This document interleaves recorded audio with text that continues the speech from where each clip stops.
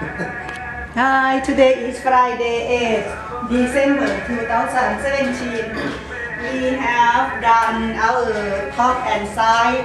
For right now, I will connect the nape.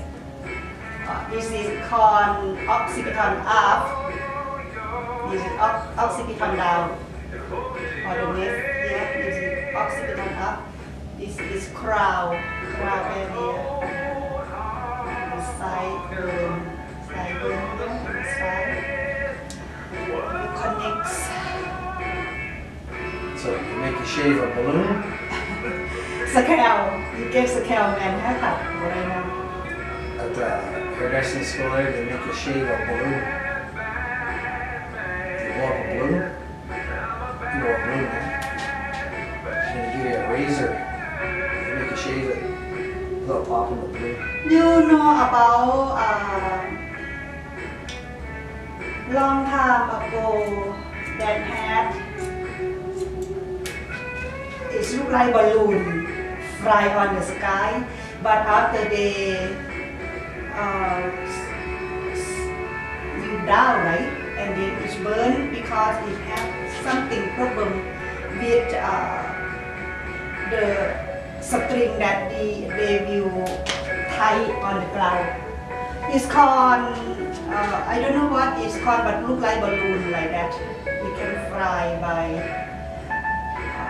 in German or like that. More of that? A lot of people die. And Oh, right.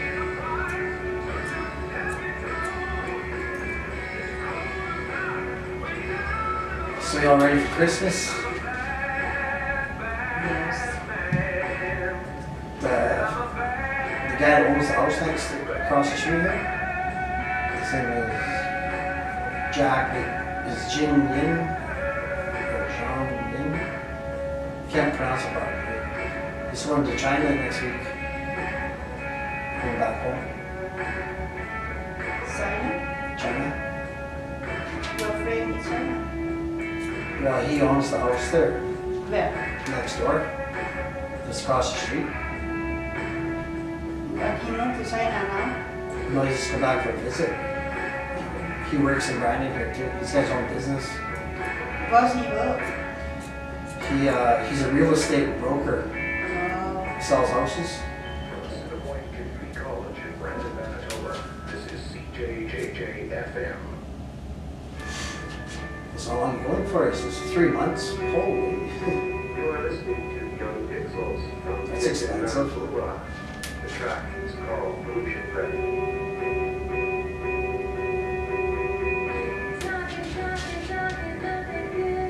I don't know how many Chinese in London right now.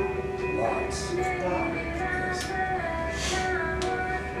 Can you speak Chinese?